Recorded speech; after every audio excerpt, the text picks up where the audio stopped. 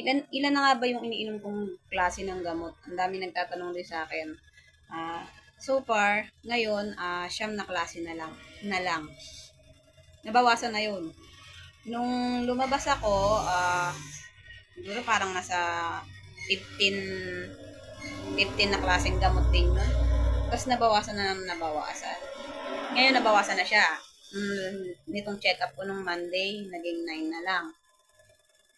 Ang iniinom ko sa umaga, yung anti-rejection drugs, yung Celsep at saka Frograp. So far, sa akin kasi, binawasan yung Frograp ko na eh. Yung mga nakikita kong nasa 3 milligram pataas na sila. Ako kasi yung sa akin, MWF ko ginawang 1 milligram. Tapos the rest ng mga araw, naging 2 milligram lang. Kaya pasalamat pa rin ako kasi sobrang mahal ng gamot na yon.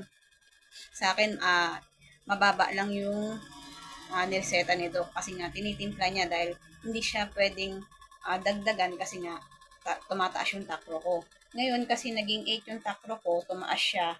Dati kasi 6 lang. Yun yung ideal na level. Ngayon tumaas. Ang sabi ni Doc, pagbalik ko ng Monday, kung ganun pa rin yung takro level ko, babawasan na naman siya. Ang Sunday ko is magiging 1 milligram na lang din. Kasi pag binili mo yun, mahal talaga siya. Buti na lang din may mga GL. Pero yung ibang medicine ko, binibili ko ng cash. Binibili namin siya. Kasi minsan nalilibre lang din yung anti-rejection kasi yun yung importante sa mga post-kidney transplant. Iniinom ko sa umaga, dalawang klase. 6 a.m. ko is yung anti-rejection, Frograp and Celsep. Pagdating ng 8 p.m., tatlong brand, Diltiazem, Carvedilol, at saka Folic. Pagdating naman ng 12 p.m., Prednisone, Celsep, at saka Vitamin B. Pagdating naman ng 6 p.m., inom ulit ako ng anti-rejection kasi 6 to 6 yun. Prograf and Celsep din. Tapos pagdating ng 8 p.m., yung iniinom ko ulit ng pang-umaga. 8 to 8 yun. Diltiazem, Carvedilol, Folic, tsaka dagdag yung atorvastatin before bed. Tapos ganun, araw-araw ganun lagi iniinom ko siya.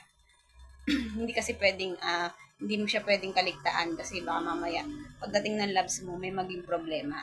Kaya yung alarm ko, tinutodo ko talaga para marinig ko siya. Tapos hindi ko siya papatayin hanggat di ko pa siya naiinom. Para sure tayo. Kailangan mong maging aware sa mga medicine mo, hindi ka pwedeng mawawalan.